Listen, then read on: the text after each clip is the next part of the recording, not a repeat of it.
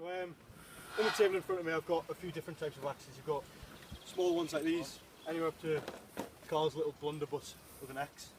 Man axe, this size. real axe. Yeah, a baby axe. And what a lot of people don't realise that axes in general started off as flint tools in about 3000 BC and the Neolithic ages. And it was a very primitive tool, handheld. It's basically just a rock with a sharpened edge to it. And they've done a lot of different jobs with that, gralloching deer, small game, what have you, and also chopping wood and other tasks.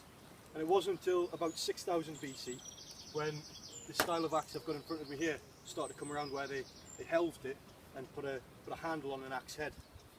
And that can be done in different ways. They still used flint axe heads, but instead of pinning them like these axes today, they actually split them and then wedged it between and then bound it with natural cordage. But yeah, so they have been around quite a long time. It was 6,000 years before Christ.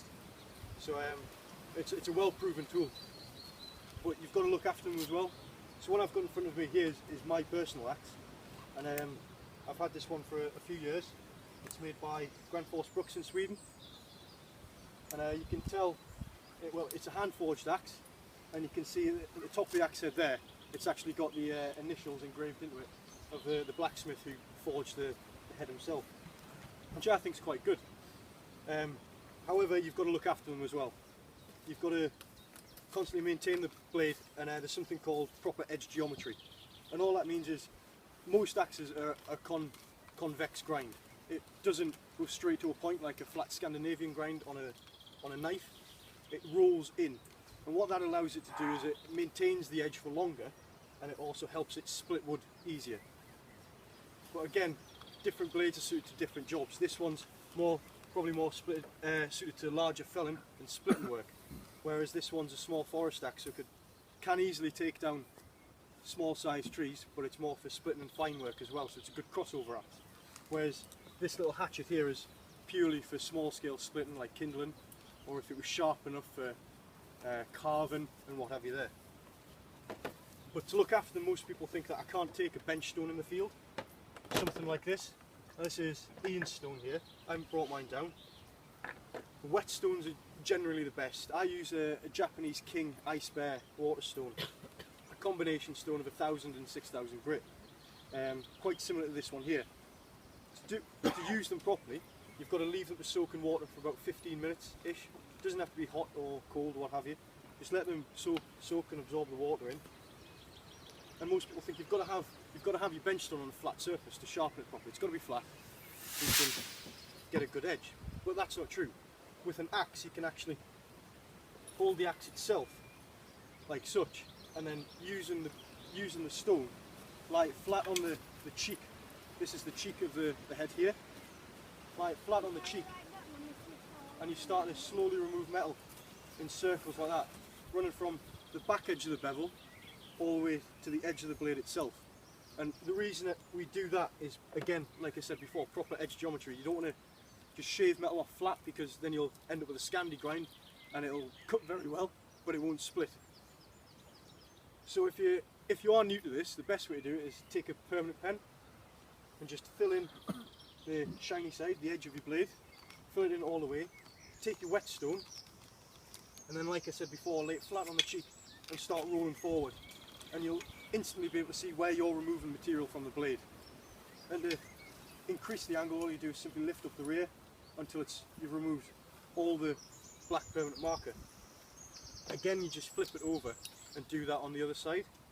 So that's how I personally sharpen a lot of axes. There's different tools out there, like quick sharpeners, what have you. They're not very good for these, because if you look at a quick sharpener, they tend to be a V-shaped ceramic little tool bit, and that'll just shave a 30-degree edge onto metal basically. They're good for a lot of cheaper knives or a double bevel blade, but they're no good for things like axes. You really need a good stone. Other people use things like the DC4 ceramic stones. They're really good as well, but being smaller, you don't get as much motion in, so you end up taking longer to do them. So I quite personally like a good bench stone like this, and in all honesty, it weighs about 1 kilo. So if I've shaved a load of wait out the rest of my kit, what's the point in bringing anything else? Because this is going to last me a good 5-10 years probably at least. So that's what most of us use. But moving on, you've got things like smaller axes as well. So I mentioned it before, these are good for things like small scale splitting, for kindling, and not only that, you've got things like carving. So people say, what's the point in having an axe razor sharp? Well, for one, it's like any blade. Any blade's safer, or at its safest, when it's sharp, because a dull blade's dangerous. You put more pressure on the blade and you've got more chance of you cutting yourself, slipping, because you've just got so much pressure trying to make a simple cut. And you can actually shave with axes as well. I've seen videos of it. I've never done it myself. I barely shave myself, so I don't need to. But puberty will come some. I doubt it. But yeah, so you've got different jobs for axes themselves. Carl's really bad at looking after his, but it still works really well. Yeah, but this is a good weight axe. What is it? A 3.5 pound? Yeah. So this here, you could probably fell a good sized tree with this. It'd certainly break your back and give you some shoulders by the end of the day. But it's really good for splitting. You could literally just drop this onto a log. It'll probably split straight through it anyway. But what's the point in taking out a big stone like this, and then also taking out your quick sharpener on your keys, what have you, for your blades? There's no point. You might as well just carry one tool that'll sharpen all of them. That's why I prefer things like the water stones. Here we've got a little morer. This is yours. And again, it's a different motion, but it's the same process. And all you do with these is with a whetstone, you do actually have to have a flat surface for a knife. That's the only hard part. So if you're in a woodland, take a log, take your axe, and then hew the top of the log off, so you can create yourself a nice flat surface to work from. And all you do is you're looking for the correct angle of the blade, being a Scandi grind. Just drop the blade on and then roll it forward, and you'll feel the blade connect. And then all you do is just run all the way up and curl at the end. Now there's different sequences that people do. People say, oh, do 10 strokes left, do 10 strokes on the right hand side, or what have you. Personally, I work down. So I'll do 10 stroke, I'll go 1, 2, 3, and then I'll go 10 strokes on my left, 10 strokes on my right. And if it's in bad nick, you can continue all the way down until you've done 1. And then 1 either side, and then it keeps what I was saying before, correct edge geometry. Because if you start sharpening it on one side, you'll create a burr. And a burr is where the edge of the blade, if you look down it, rolls over or rolls out on itself. And obviously it's no good. You've then went past its point of its being its sharpest, and you've continued to ruin the blade and just roll the steel over itself.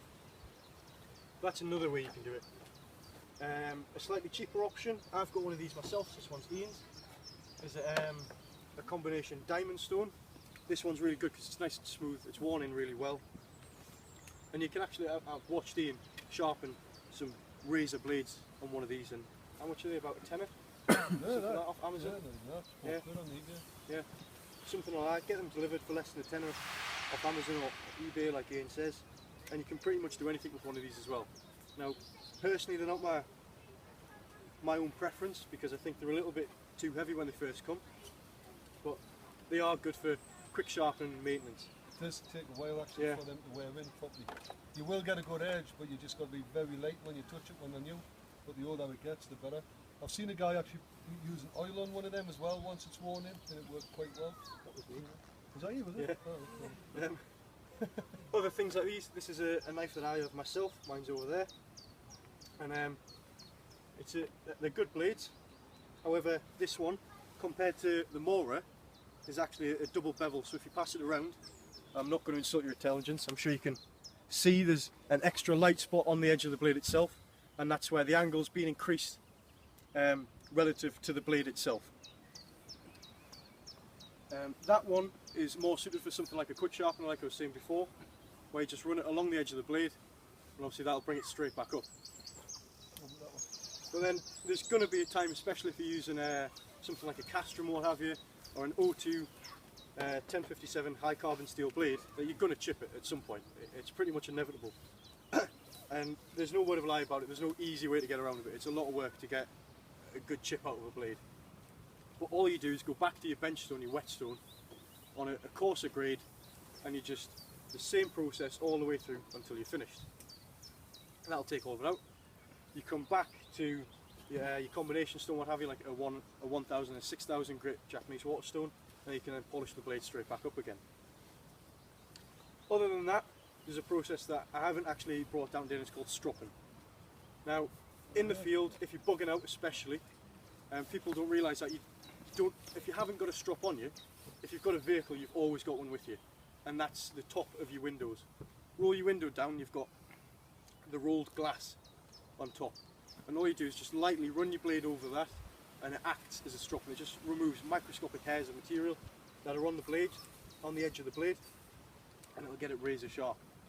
But stropping itself, you'll have something similar to this, usually a wooden plate with some leather adhesive to it, yeah, like this one. This one's made out of what's it called again? Polypore. Grows on the birch tree, can be used for things like plasters and what have you as well. But all this is polypore that's been dried out and made by Henry himself, and then stuck to a wooden board. And again, just for stropping and things like that, you don't, with a strop, obviously compared to a stone, you run the blade into stone, you're trying to slightly cut a slight amount of material off the stone, basically. But with a strop, you always run away from the edge, like that. And what that does is it literally is just removing them tiny little hairs of material that are still left on the edge of the blade from the sharpening process. And that's what hones your edge and gives you a razor sharp blade. And like I was saying, a sharper blade is a safer blade, because you have to apply less pressure when making cuts, and you've got a lot less chance of you slipping and doing yourself across a thumb or what have you, like that guy on the survival shows who stuck an axe across his hand. But sorry, man, look, what I did, I put a belt. See there, get a good leather belt. I'll just swap up my belt. the only problem with the belt is, a lot of people, you see them on videos on YouTube and stuff, they whack the belt around a tree and they start running it down. But because that belt has no solid backboard to it, and it curves around the edge of the blade as you push it down, so if you strop it too much that way, it'll actually roll the edge as well. So you've got to be a little bit careful with belts. It's usually better just to get a stropping board and then something called Tormex paste, which is a polishing a high-grade polishing compound, usually nicknamed Smurf Poo. Don't know if you've ever heard that before. And all you do with that is just simply rub it into the stone, into the board, the paddle board, and then it's impregnating the board with your polishing compound, and that'll just bring the edge right up to a razor sharp edge. Like other things, you've got this prang here, which I think is a cracking bit of kit. He said he was raffled by Ian. Things like these, I'm not going to lie, a lot harder to sharpen, especially things like kukris, where you've got a big concave shape in sort of the back of the blade, and it rolls out. I find these personally very hard to sharpen. This one itself's double beveled, so I can imagine this one to be quite easy. You could just run along the edge of the blade with a quick sharpener. However, if it's something like a Scandi grind, then you can't exactly, like Greg was saying before, just run your blade flat across it, because all you're doing is removing less material here, but more material here as you run the blade across. And then all you're going to do is flatten this angle here until the blade practically becomes straight if you did it enough anyhow. So you've got to try and work with the angles and bring it across and round, which I find actually quite hard to do. I don't know how you sharpen it. I haven't sharpened it, that's why I did you it. I thought you were going to give me a... Yeah, well, I will do it for you now. But I'll leave that to last, actually. I'll leave that to last. Complete and full demonstration. Sorry? Complete and full demonstration. You just want your knife sharpened for free, that's what you want. That's what I paid it for, yeah. Other than that, you've got things like these. I'm not sure if this one's locking. Yeah, it is. Well, you've got legal carries, which are non-locking blades, less than 3.5 centimetres, I believe, or 3 centimetres. I'm not 100% sure on that one, so check it up yourselves. Inches, 3 inches. Yeah, something like 3 inches or something. It's got to be inches. Um, It's under 3 inches. yeah. Then you've got small knives like these, which are actually pretty rapid to sharpen, and don't always have, with being such thin blades anyway, don't take a lot of work to bring up. Can I say the law, actually, you can carry any size blade you want, provided it's concealed in its sheath and away from the public eye.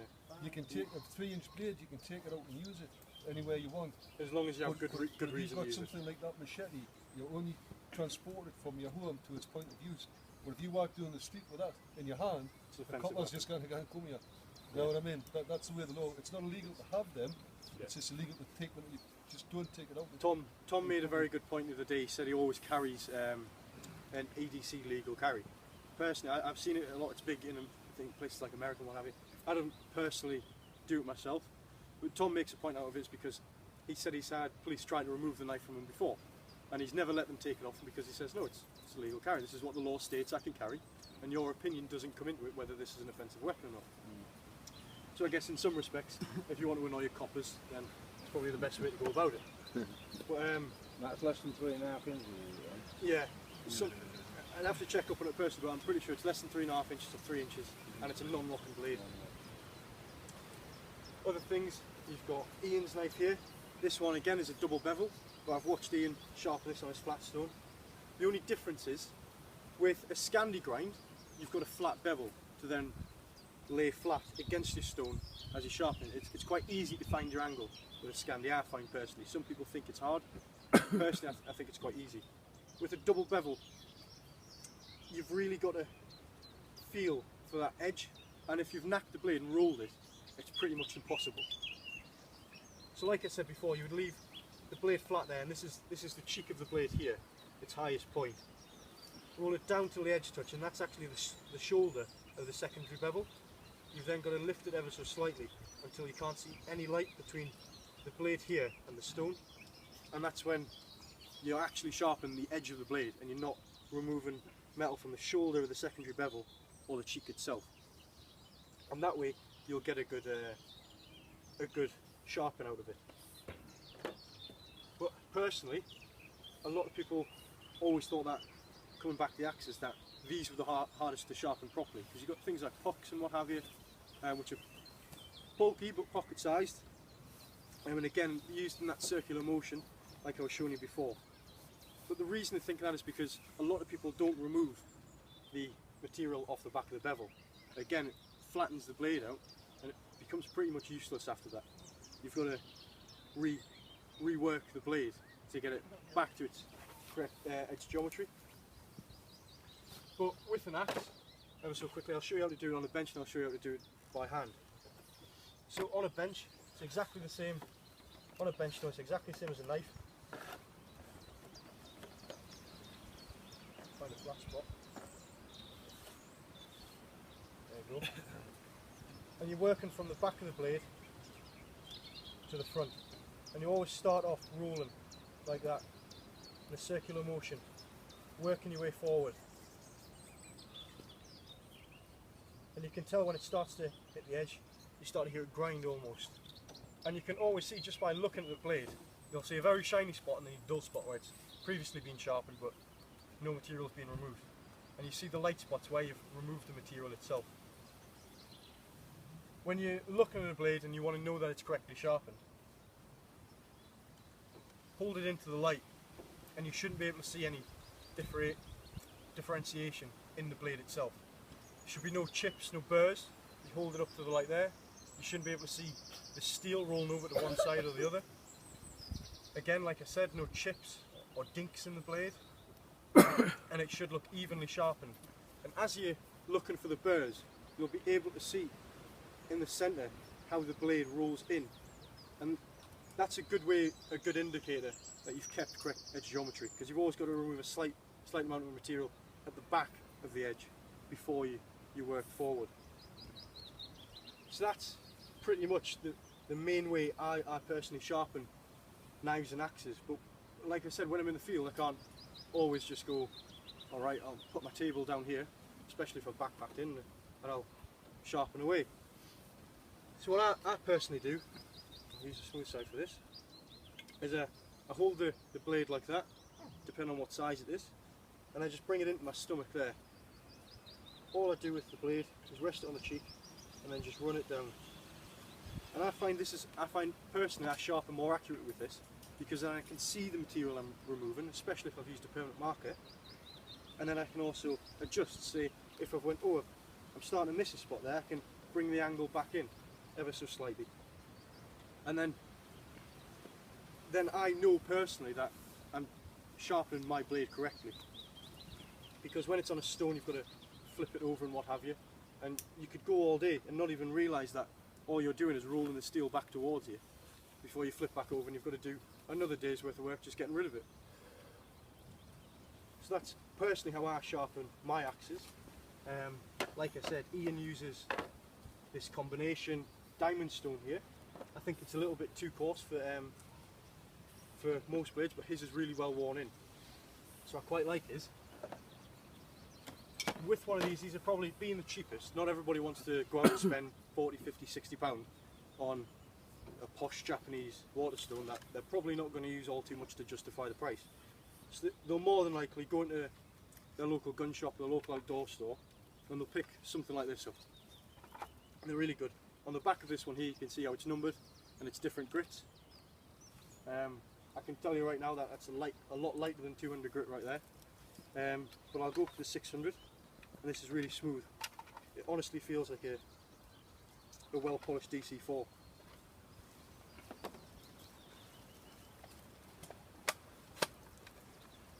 But with knives themselves, like this double bevel here, because it's one of the harder ones to sharpen, I'll do this first. You drop the blade on flat like I said before, and then roll it forward until you can see the edge touching. And then just ever so lightly, you don't want to be applying pressure to the blade. You want to run the blade lightly across it and then roll out at the top just to get the edge cut all the way along. And I'll do 10 strokes.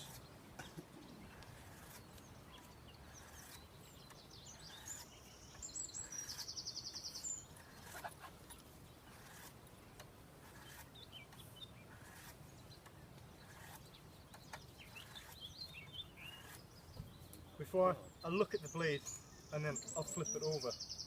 I'll do a 10 in the opposite direction. The whole point of alternating between my strokes, the reason I do it in sets, is again to maintain proper edge geometry.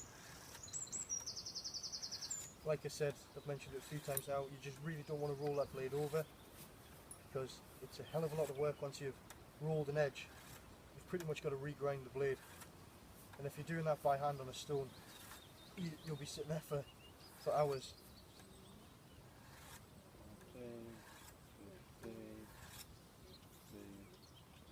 16 it was. Oh, was it? We're just counting. I was talking, that's why I didn't even count. Did 30 on the last one. Oh, did I? We're taking note, you see. Yeah. So after I've done my first set, what I'm looking for is to see that if there is any damage in the blade, that I am starting to remove it. If not, and it's taken too long, I can always jump down to a coarser stone and work with there. Now on my usual blade is either one of these, or what I use most commonly is a Castrum number 10. And I've never used anything below 1000 grit on that, and people think, well, that's pretty much wet and dry sandpaper. And you could just glue wet and dry sandpaper to a board and use that as well. I've seen people do it. But I've never had to go below that, and I've put a lot of abuse into that blade and really marred it up. But just because the reason that I've worked with it, and I've tried my best to again maintain a proper edge on it, I haven't had to do an awful lot of work to it ever since. When I first got it, I was bashing it about with rocks on top of it, trying to batten through big thick logs, and it's only an 8cm blade. I was hacking away at things with it just to see how much the blade could take. And then ever since, I've took all the little burrs out, and I've never really had to go below 1000 anyway to take any damage out. And that's an 01 carbon steel blade. So you don't always have to have something like this, which is 200 grit. This is perfect in my eyes for things like chisels or tools. But once they're worn in, then they become really useful for knives and what have you. And like Ian mentioned before, to get a really sharp, clean edge, you want to be gliding it. It's like polishing a pair of boots in my eyes. You start off and it's quite rough, and then by the time you're finished and you're going to do your final shine on them, your fingers are just gliding over, the top of the boot anyway. You start to relieve some of that pressure off and just really try and take fine amounts of material off it. And it's the same with knives or any type of bladed object. So me personally, I don't always do this because I use whetstones, but when I'm using something like this, I'll also put a little bit of gun oil on as well, and that just helps remove very slight amounts of material without me digging it into the blade, digging the blade into the stone itself, and then marring it up and having to backtrack and do a lot more work as well. So that's one set done there. So I've done 10 on each side. I then usually, if I'm looking at the blade and I'm going, there's still a lot of damage in that, I just repeat that process until I can see the damage being removed. And then once I've got a nice straight edge again, I then start doing 10 down to 1. Or if I've got 5, that's really sharp, I'll stop there, and then I'll start doing alternating strokes. So from there, I'll do alternating strokes like that. I don't run backwards. You see a lot of people, they'll go like that, and then they'll run the other side back. What you don't realise is that because your hand positioning, you're always angling the blade slightly differently to the way it would be if you just switched hands. So I always just switch the blade over, and I'll do that 10 times, so there'll be 5 on each side, rotating. And what that means is that I am keeping the edge true and straight, and there's going to be no sort of defects or faults in the blade where I've, like before, I'd done 16 and 13 on the other, so it wasn't counting in my head. What that's done there is it's actually lopsided the blade ever so slightly. You probably couldn't see that of 3 extra strokes or what have you, but I can guarantee the, not molecular structure, but the very fine microscopic hairs of material on the top of the blade and then rolling over to one side. So that's why I even it out, doing alternating strokes, and then after I've done alternating strokes, I then take it to a strop or a paddle board, or like this one here. He's used natural materials with birch polypore. Again, it's quite readily on birch trees, funny enough, or in wet woodland areas. And that's something that, again, is a multi-use object. Your knife you use for how many jobs? How many times do you use your knife a day when you're out doing this sort of thing? It's pretty much never out of your hand. You're opening sausage packets, breakfast, you're whittling away, what have you. So they take a lot of abuse, and that's why you've really got to look after them. And I mean, axes themselves get absolutely hammered. People don't think that it takes something like 200 strokes to take down a decent sized pine. That's a lot of bashing at a 3.5 pound chunk of steel against a tree. You don't know what's in the tree. Rocks could have grown into it as well, little stones, and you really need to take care of them. But saying that, it's not a tool that's going to just fade away on you. Look at Carl's axe, for instance. I can pretty much guarantee that's over 30-40 years old. I'm not sure how long he's had it himself. He said it was his father's, I think. Yeah, I can guarantee you that axe will still clean very nicely. You don't even have to clean the axe head itself. As long as the edge is properly maintained and the handle's strong and it's not wobbling, it's still a good axe. And it must be if they've been around since 6000 BC, and we haven't changed them very much at all. Yeah. This style of Scandinavian axe, which this one itself is actually made in Sweden, was the first true shape of today's axes that we actually see. And again, that was developed in 6000 BC in the Scandinavian regions. So if it's still around today with very little changes to it other than oiling the wood and different treatment processes to harden steel, to then temper it and what have you so it doesn't chip away on you, using slightly different materials. We can get handles in all different materials now, even carbon fibre, what have you. Axe heads made out of stainless, which obviously they never had back then, but it's the same shape and the same design that everything was based off. So in my eyes, if it's lasted that long, it will probably last that 10 times over.